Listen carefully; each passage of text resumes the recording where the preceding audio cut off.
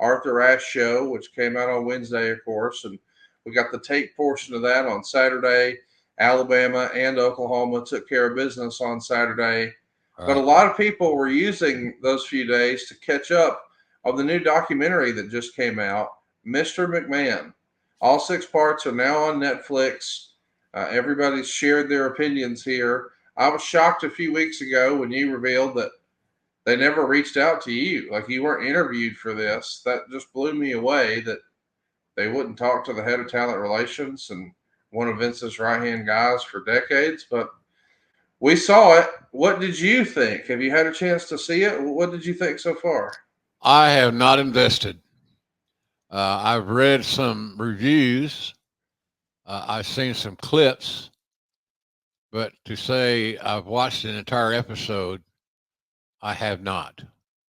And I'm not mad at it. I'm not boycotting it. It's just that, I'm not so sure I even get I don't know if I get Netflix. If I watch this show on Netflix, it'll be the first Netflix presentation that I've checked out, and I hear good things about it. I'm not angry. Just I'm not as technically friendly as a lot of guys, and so I don't put myself in that position.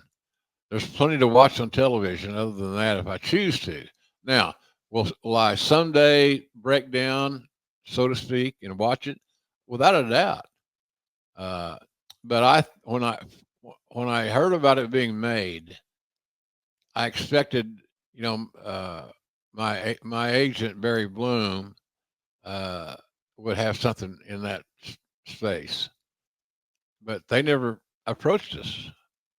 Bill Simmons' group never approached us, and I'm not sure. And this is going to sound really stupid. I'm not so sure I would have done it anyway. It depends on what they were looking for, and I got everything that they would be looking for: sensationalism, all these things. Working for Vince was an adventure, and to follow him around was a sprint. So I would have had to think about it, but nonetheless, I never got a call on it if I was interested or whatever. So, what have you watched it? I did, yes, sir. I saw all 6 episodes, and Oh Eric and wow! I reviewed it for his. How did you do that? How'd you get What do 6 you mean? episodes? Who They're who all who? out. Oh, are they? Yeah, all 6 are on So I Netflix can right go now. I can go on my Netflix icon on my laptop and find it. Yes, sir. Okay. Well, I might do that. See, I need Conrad. I need you more in my life so you can direct me to this. We can help make that happen. No problem. We'll get you set up with Mr. McMahon tonight. I'm anxious to hear what you think when you see it, but I'm also anxious to hear what you think about this Bad Blood card that's coming up this weekend for WWE. But before we do that, I want to talk about last night's AEW show. I It thought it was was. very. I thought it was very good. I What did agree. I haven't heard what you think about it. You could be just completely 180. I thought it was one of the best TV wrestling shows that I've seen in a long time, and I'm being totally ass honest. It was well written.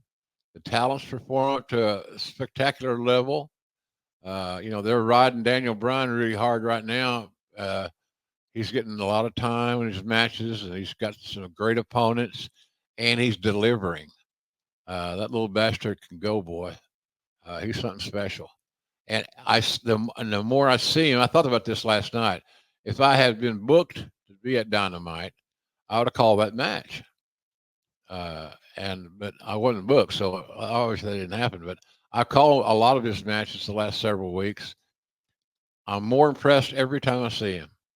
The stories he tells and how he ties everything together, connects the dots, as I like to say. Uh, he's a spectacular.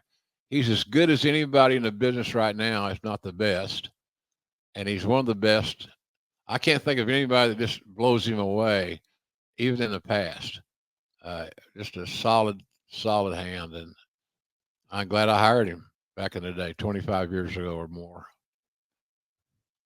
Brian Danielson, of course, is the AEW World Champion, and when he stepped through the ropes last night, he was in the main event against Okada Okada came in as the Continental Champion, and Okada's Continental Championship was only on the line for the first 20 minutes of the bout. Right. Maybe it's a callback to the old TV title rules. I like that. And then I like that stipulation, Conrad. It I wasn't did hard. too. I didn't need a college degree to figure out the stipulations.